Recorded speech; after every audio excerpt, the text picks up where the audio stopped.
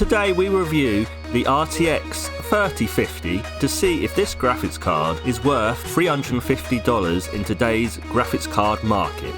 We have 6 games to test, ranging from older classics right up to the latest releases to see if the RTX 3050 can hit 60 frames per second at high settings in each game, which is the gaming performance this card is designed for. The first game up is GTA 5. So at 1080p high, an average of 128, a minimum of 96 and a maximum of 151 frames per second. For GTA 5, 1 out of 1, we have a pass here. Our second game is Fortnite, another classic here. This game does have a lot of drops, unfortunately, but we did get a 91 average at 1080p high, a minimum of 12 and a maximum of 147. As this is an online game, this is probably why we're having those drops. I think if it wasn't for lag, then we would certainly be higher. Oh yeah, and I also got an 11th place finish on my first attempt.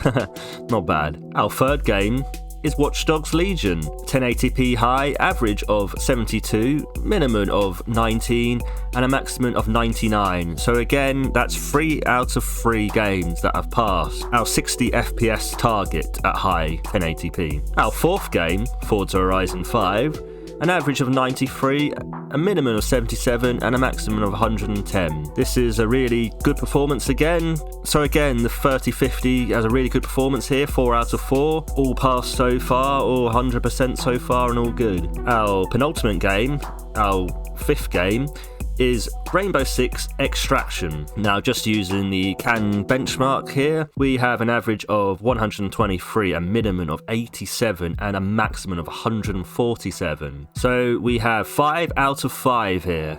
So we are doing really, really well. The 3050 here has got a good showing. We're not having to use any FSR or any DLSS so far, so far so good. Now, we get on to the hardest part.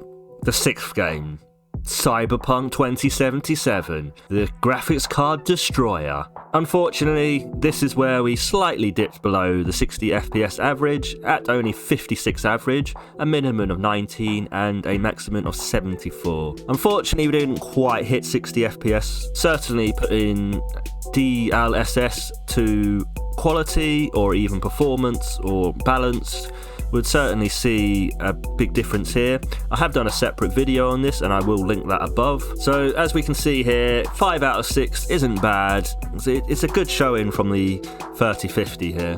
So to conclude, out of the 6 games, we got 5 that hit 60 frames per second at high settings, which shows the performance of this card is good. At the current market rate of $350, I would say that this card performs well compared to most other cards at this price point on the second-hand market. The advantage with this card is that it can be purchased brand new with a warranty, which gives you greater peace of mind than buying an older card. The problem with buying a used card, it might mean that it doesn't perform quite as expected due to its age and the previous use that it's had, or even worse, it might break after only a few months after your purchase. Overall, I really like this card. It performs well as a budget graphics card and it looks great in my opinion. Let me know in the comments what you guys think and if you would purchase this card yourselves. Please remember to like this video and subscribe for future content like this, and I will see you guys in the next one. Bye guys.